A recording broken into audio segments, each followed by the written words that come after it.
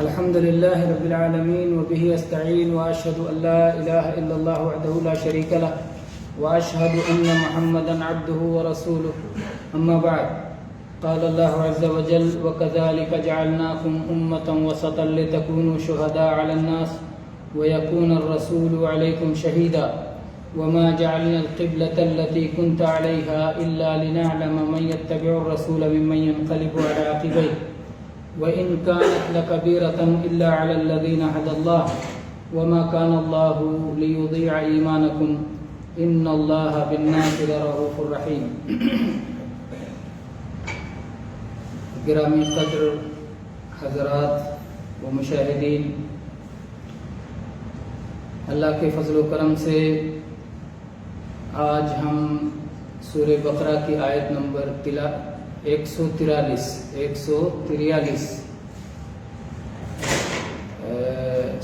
سورہ دوسرے پارے کی دوسری آیت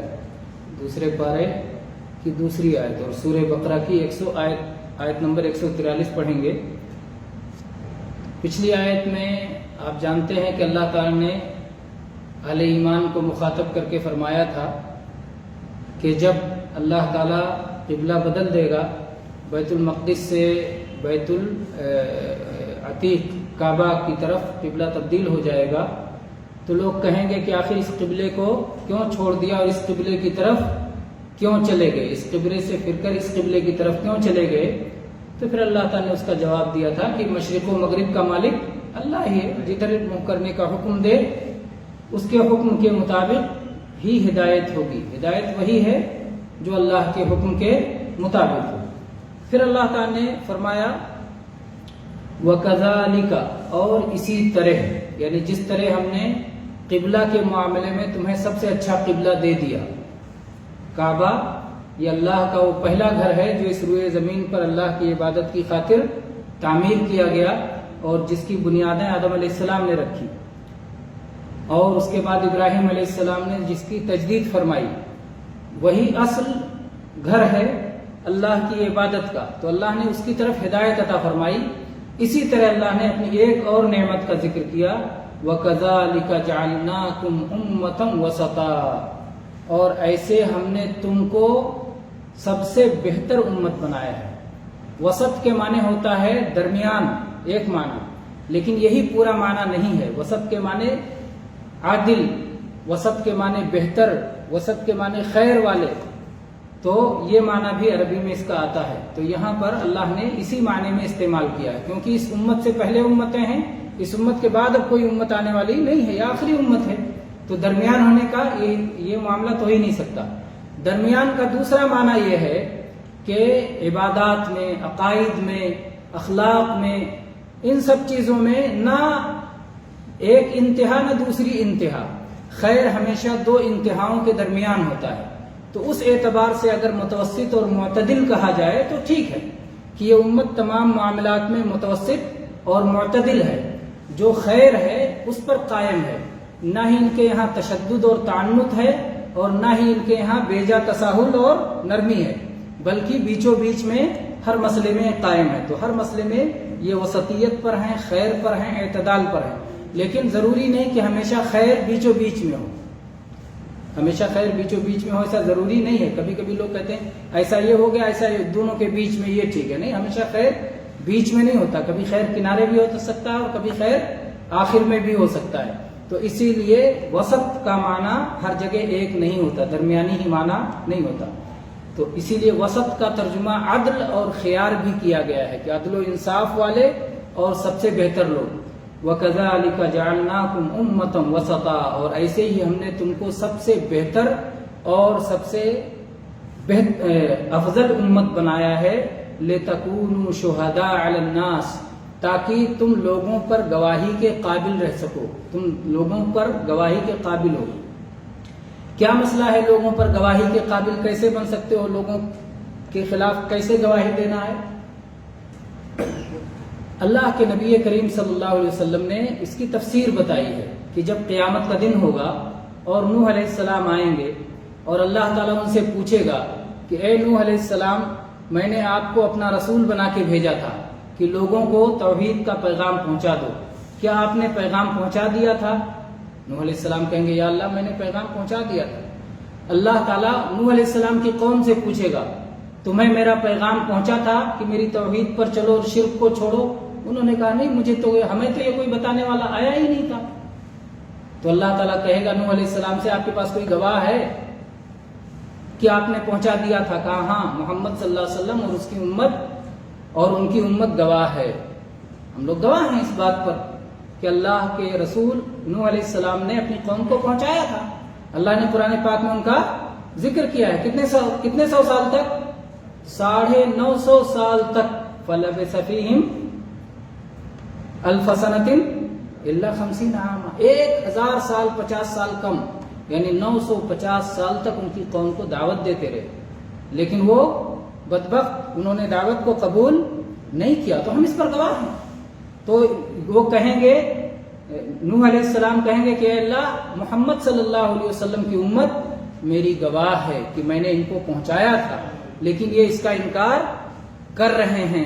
اور پھر محمد صلی اللہ علیہ وسلم کی امت گواہی دے گی، اور پھر اللہ کے نبی صلی اللہ علیہ وسلم اس امت کے بارے میں گواہی دیں گے۔ تو یہ حدیث میں اس کی پوری تفسیر موجود ہے۔ یہ گواہی کے لیے ضروری نہیں ہے کہ آپ ہر چیز کو دیکھیں ہی ہوں، آپ کے لیے وہ چیز یقینی ہونی چاہیے۔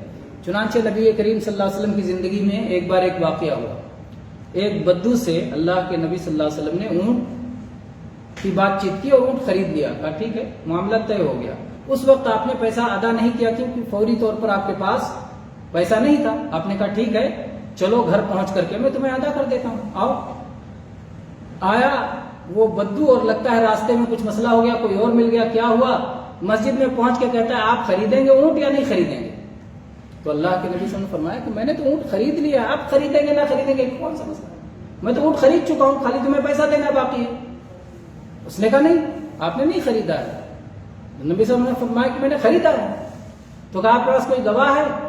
صحابہ وہاں بیٹھے تھے، کوئی نہیں بولا۔ اس میں ایک صحابی اٹھ کے کہتے ہیں کہ اللہ کے نبی میں گواہی دیتا ہوں، خزیمہ ابن ثابت الانصاری رضی اللہ عنہ۔ اللہ کے نبی نے کہا کیا گواہی دیتے ہو تم، بتاؤ کیا گواہی دیتے ہو؟ انہوں نے کہا میں گواہی دیتا ہوں کہ آپ سچے ہیں، اور میں گواہی دیتا ہوں کہ یہ جھوٹا ہے۔ جس چیز کی وہ گواہی دے سکتے تھے انہوں نے گواہی دی۔ انہوں نے نہیں کہا کہ میں نے سنا ہے کہ آپ نے خرید و فروخت ہوئی ہے، میں گواہی دیتا ہوں کہ آپ سچے ہیں۔ جب آپ کہہ رہے ہیں کہ آپ نے خرید لیا ہے تو آپ سچے ہیں، اور آپ آسمان کی خبریں لا کے ہمیں دیتے ہیں، ہم سچ مانتے ہیں۔ زمین کی خبر کے معاملے میں آپ کی سچائی ہم تسلیم نہ کریں۔ اللہ کے نبی صلی اللہ علیہ وسلم نے ان کی اس ذہانت کو دیکھا تو اللہ کے نبی نے کہا کہ ان کی گواہی اکیلے کی 2 کے برابر ہے۔ آپ نے انہیں یہ مقام دیا صحابی کو کہ ان کی اکیلے کی گواہی 2 کے برابر رکھی گئی۔ تو بہرحال کہنا یہ ہے کہ یہ امت عدل ہے اور اس امت کی گواہی تمام کے خلاف قبول ہوگی۔ تو کہا جا سکتا ہے کہ اس امت میں اور دوسری امتوں میں اختلاف ہے، دوسروں کے خلاف اس کی گواہی کیوں قبول ہو؟ کسی کی گواہی کسی موقع پر قبول کیوں نہیں کی جاتی؟ کیونکہ تہمت ہوتی ہے، خطرہ ہوتا ہے، اندیشہ ہوتا ہے کہ یہ آدمی حق سے ہٹ جائے گا۔ تو جب کسی کے بارے میں یہ خطرہ ہو اور اندیشہ ہو کہ یہ حق سے ہٹ جائے گا، تب اس کی گواہی قبول نہیں ہوتی۔ لیکن یہ امت ایسی ہے کہ پوری امت اجتماعی طور پر حق سے ہٹ جائے، پوری امت میں ایک آدمی بھی حق بولنے والا نہ رہے، ایسا کبھی نہیں ہو سکتا قیامت تک۔ اگر پوری امت کسی بات پر اکٹھا ہو جاتی ہو تو وہ بات برحق ہے۔ اسی سے اجماع کی جو ہے اہل علم نے دلیل لی ہے کہ اگر پوری امت کسی بات پر متفق ہے تو وہ برحق ہے، کیونکہ اللہ نے اس امت کو عدل والی امت قرار دیا ہے، اعتبار والی امت قرار دیا ہے، معتدل امت قرار دیا ہے، سب سے بہتر امت قرار دیا ہے۔ اس لیے پوری امت اگر کسی بات پر اکٹھا ہے تو وہ بات ناحق نہیں ہو سکتی ہے۔ تو اس طرح سے اللہ تعالیٰ اس امت کو گواہ بنائے گا دوسری امتوں پر، اور اس امت کے تعلق سے اللہ کے نبی محمد صلی اللہ علیہ وسلم گواہی دیں گے کہ میں نے انہیں حق پہنچا دیا، اور آپ نے دنیا ہی میں یہ گواہی دے دی اور امت سے گواہی لے لی تھی کہ میں نے پہنچا دیا۔ حجۃ الوداع کے موقع پر جب صحابہ آپ کے سامنے کھڑے تھے تو آپ نے پوچھا کیا میں نے اللہ کا پیغام پہنچا دیا یا نہیں پہنچا دیا؟ سب نے کہا کہ ہاں اللہ کے نبی آپ نے اللہ کا پیغام پہنچا دیا۔ آپ نے آسمان کی طرف انگلی اٹھائی اور کہا اللہم فشہد، اللہم فشہد، یا اللہ گواہ رہنا کہ میں نے پہنچا دیا۔ تو اس طرح سے آپ کی گواہی، اور اس کا قرآن پاک کی ایک اور آیت میں بھی ذکر ہے جس کے سلسلے میں عبداللہ ابن مسعود رضی اللہ عنہ کی حدیث ہے. عبداللہ ابن مسعود رضی اللہ عنہ کہتے ہیں کہ ایک بار اللہ کے نبی صلی اللہ علیہ وسلم نے مجھ سے کہا کہ مجھے قرآن سناؤ. تو میں نے کہا کہ اے اللہ کے نبی آپ کو قرآن سناؤ جبکہ قرآن آپ پہ اترا ہے؟ تو آپ نے فرمایا ہاں میں چاہتا ہوں کہ کسی اور سے سنوں. انی احب ان اسمعہ من غیری، میں اپنے علاوہ کسی اور سے قرآن سننا چاہتا ہوں، چلو سناؤ. تو انہوں نے سنانا شروع کیا سورہ نساء کو.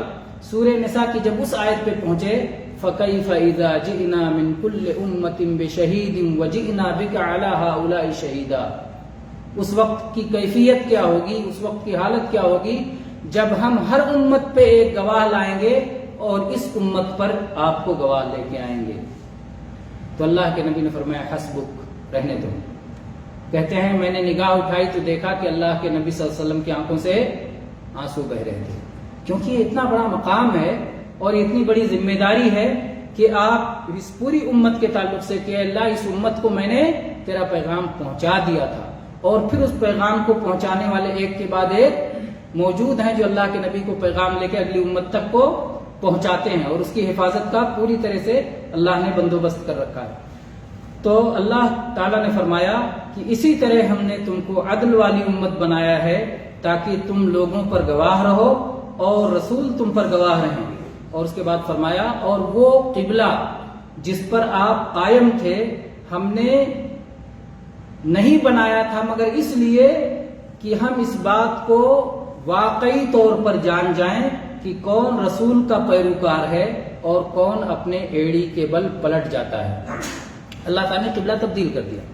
کہا کہ ابھی تک آپ جب مکہ سے مدینہ منورہ آئے تو 16 یا 17 مہینے تک بیت المقدس کی طرف منہ کر کے صلاۃ ادا کرتے تھے، بیت المقدس کو قبلہ بنایا. اور مدینہ میں بیت المقدس کو قبلہ بنایا جائے گا تو کعبہ بالکل پیٹھ کی طرف پڑے گا، پیچھے پڑے گا. آپ سب کی خواہش یہی تھی، لیکن اللہ کا حکم تھا، اس لیے اپنی خواہش کو پیچھے رکھ کر کے اللہ کے حکم کے مطابق بیت المقدس کی طرف رخ کر رہے تھے. پھر اللہ تعالیٰ نے حکم بدل دیا، اور اللہ نے کہا میں نے حکم کیوں بدلا؟ امتحان کے لیے، آزمانے کے لیے، جانچنے کے لیے کون ہے جو رسول کی پیروی کرتا ہے اور کون ہے جو اپنے خواہش کی پیروی کرتا ہے. ایک صورت یہ ہے کہ جو مکہ کے لوگ تھے جو پہلے سے ابراہیم علیہ السلام کے دین پہ رہتے ہوئے کعبہ ہی کی طرف منہ کر کے اپنی عبادت کیا کرتے تھے، مدینہ پہنچ گئے تو اب انہیں جب بیت المقدس کی طرف منہ کرنے کے لیے کہا گیا تو وہ کہے نا کعبہ چھوڑ کر ہم بیت المقدس کی طرف منہ کیسے کریں گے؟ تو اگر وہ رسول اللہ صلی اللہ علیہ وسلم کے سچے پیروکار ہوں گے تو کہیں گے آپ جو حکم دیں وہی ہمارے لیے دین ہے، تو ہمیں کعبہ چھوڑنے میں کوئی مسئلہ نہیں. جو لوگ انصار تھے یا جو لوگ مدینہ میں رہنے والے یہودی تھے انہوں نے نبی کریم صلی اللہ علیہ وسلم کے دین کو دیکھا اور قبول کر لیا، اس لیے کہ یہود بیت المقدس کی طرف منہ کر کے صلاۃ پڑھتے تھے.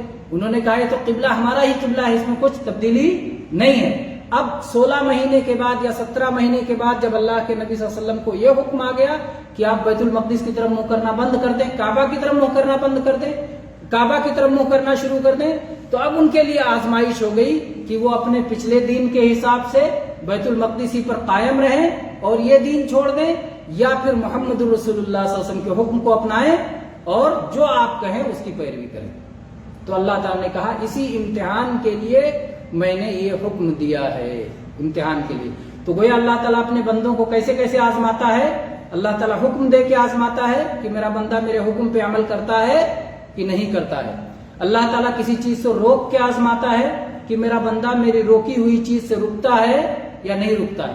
اللہ تعالیٰ اپنے حکم کو تبدیل کر کے آزماتا ہے کہ میرا بندہ میرے حکم کی تبدیلی کو قبول کرتا ہے یا قبول نہیں کرتا. تو ناسخ اور منسوخ کرنا یہ بھی اللہ تعالیٰ کی طرف سے ایک امتحان اور آزمائش ہے. تو اللہ تعالیٰ نے فرمایا کہ میں نے ایسا اس قبلے پر اس لیے رکھا تاکہ میں اس بات کو جانچ لوں کہ کون شخص ہے. یہ علم واقع ہو جائے. دیکھیے اللہ تعالیٰ تو سب کچھ جانتا ہے، جو ہو چکا، جو ہو رہا ہے، جو آئندہ ہوگا، اللہ سب جانتا ہے. جو آئندہ ہو رہا ہے اس کے بارے میں اللہ یہ جانتا ہے کہ ہوگا. ابھی اللہ کیا جانتا ہے کہ اس عمل کو ہونا ہے، یہ عمل ہوگا. اور جب وہ چیز ہو جاتی ہے تو اللہ جانتا ہے کہ یہ عمل ہو گیا، ہے نا. تو اللہ تعالیٰ کہتا ہے کہ میں یہ جاننا چاہتا ہوں کہ یہ عمل ہو گیا، یہ عمل ہو گیا، میں اس کا علم جاننا چاہتا ہوں۔ اللہ تعالیٰ اپنے علم کے مطابق سزا نہیں دیتا، جزا نہیں دیتا، نہ انعام دیتا ہے نہ سزا دیتا ہے اپنے علم کے مطابق، بلکہ آپ کا جو عملی طور پر واقعہ ہو جائے اسی کے مطابق آپ کو انعام ملتا ہے یا سزا ملتی ہے۔ تو اللہ تعالیٰ یہ کہتا ہے میں یہ جاننا چاہتا تھا کہ جب میرا یہ حکم آئے گا تو لوگ کیا کریں گے عملی طور پر، وہ سامنے آ جائے، میرے سامنے بھی آ جائے اور دنیا کے سامنے بھی آ جائے، ایسا عمل جس کی بنیاد پر انعام ملے یا جس کی بنیاد پر سزا ملے۔ تو ایسا نہیں ہے کہ کوئی کہے کہ اللہ تعالیٰ تو جانتا ہی نہیں تھا اس لیے کہا میں جاننا چاہتا تھا۔ اللہ تعالیٰ یہ جاننا چاہتا تھا وہ کہ واقعہ ایسا ہو گیا، اس کا عملی ظہور اللہ تعالیٰ جاننا چاہتا تھا۔ تو جاننا چاہتا تھا کہ کون رسول کی پیروی کرتا ہے، رسول کی اتباع کرتا ہے، اور کون ہے جو ایڑی کے بل پلٹ جاتا ہے۔ پلٹنا کتنے طرح سے ہوتا ہے؟ کچھ لوگ آپ کے ساتھ چل رہے ہوں، کچھ لوگ آپ کے پیچھے پیچھے چل رہے ہوں، تو آپ کا ساتھ چھوڑنے والے ہو سکتے ہیں مڑ کے چلا جائے، ہو سکتا ہے آگے بڑھ جائے، اور ایک ہوتا ہے جو ایڑی کے بل پلٹے۔ ایڑی کے بل پلٹنا سب سے زیادہ خطرناک ہے، یعنی پیچھے کی پلٹ جا رہا ہے اور نظر آگے ہے، آنکھیں آگے ہیں اور پیچھے ایڑی کے بل پلٹ رہا ہے، تو گویا وہ شخص جہالت کی طرف جا رہا ہے، اب بلا دیکھے تو جا رہا ہے نا پیچھے کی طرف ایڑی کے بل، گویا علم اور روشنی اور جس طرف نظر ہے اس کے بجائے جس طرف نظر نہیں ہے، جس طرف آنکھیں نہیں ہیں، جو دیکھ نہیں رہا ہے کہ پیچھے کھائی ہے کہ پیچھے گڈھا ہے کہ پیچھے کیا نقصان ہے اس کو نہیں پتا، لیکن ایڑی کے بل وہ آپ سے ہٹ کر کے جا رہا ہے، تو یہ پلٹنا سب سے خطرناک پلٹنا ہے۔ تو اللہ تعالیٰ نے کہا کہ جو لوگ آپ کا ساتھ اس موقع پر چھوڑ رہے ہیں وہ ایڑی کے بل پلٹ رہے ہیں۔